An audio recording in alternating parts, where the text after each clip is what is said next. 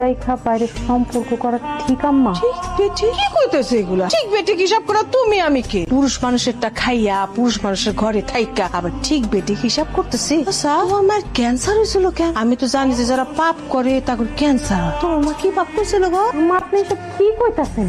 Cancer একটা রোগ, আর আপনি সেই সকাল থেকে আমার আব্বা আম্মারে নিয়ে কন্টিনিউ আজে বাজে কথা কইই যাইতাছেন। ইংরেজি কষ্টাইতেছে সেটকার বেটি ব্যাগ। এত ইংরেজি কষ্টায়ও না, ইংরেজি কষ্টাইলে কেউ ভালো হয়ে যায় না।